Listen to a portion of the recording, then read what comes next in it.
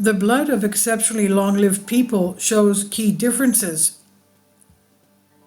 Centenarians, once considered rare, have become commonplace. Indeed, they are the fastest growing demographic group of the world's population, with numbers roughly doubling every 10 years since the 1970s. How long humans can live and what determines a long and healthy life have been of interest for as long as we know.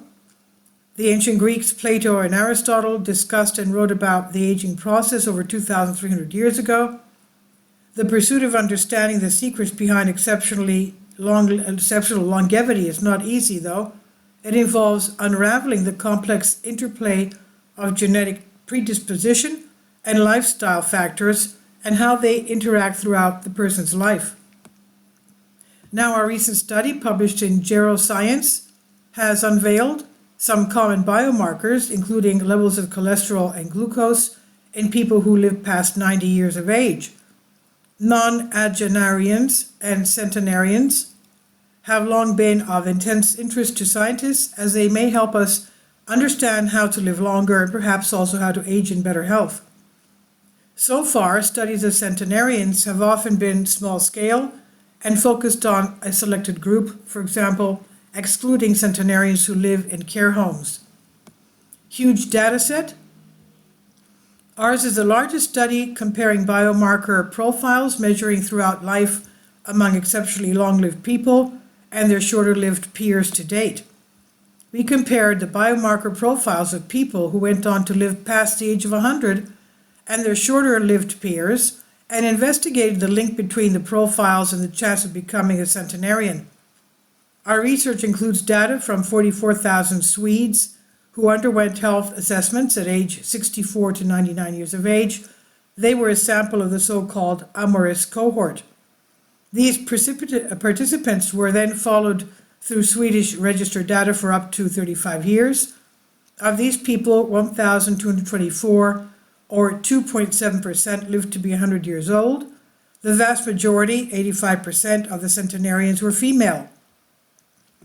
12 blood-based biomarkers related to inflammation, metabolism, liver and kidney function, as well as potential malnutrition and anemia were included. All of these have been associated with aging or mortality in previous studies. The biomarker related to inflammation was uric acid, a waste product in the body caused by the digestion of certain foods. We also looked at markers linked to metabolic status and function, including total cholesterol and glucose, and ones related to liver function, such as alanine aminotransferase, AALAT for short, aspartate aminotransferase, ASAT, albumin gamma glutamyl transferase, GGT, alkaline phosphatase, ALP, and lactate dehydrogenase, LD. We also looked at creatinine, which is linked to kidney function, and iron and total iron binding capacity, TIBC, which is linked to anemia. Finally, we also investigated albumin, a biomarker associated with nutrition.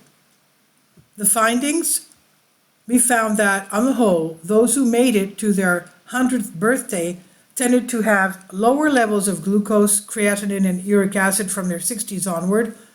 Although the median values did not differ significantly between centenarians and non-centenarians for most biomarkers, centenarians seldom display extremely high or low values. For example, very few of the centenarians had a glucose level above 6.5 early in life, or a creatinine level above 125. For many of the biomarkers, both centenarians and non-centenarians had values outside of the range considered normal in clinical guidelines. This is probably because these guidelines are set based on a younger and healthier population.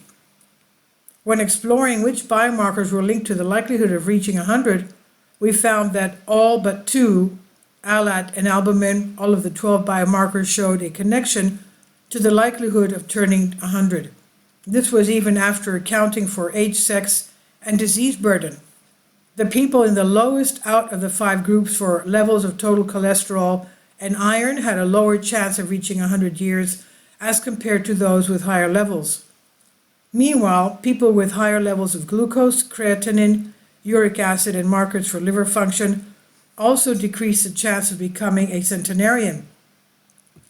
In absolute terms, the differences were rather small for some of the biomarkers, which for others, the differences were somewhat more substantial.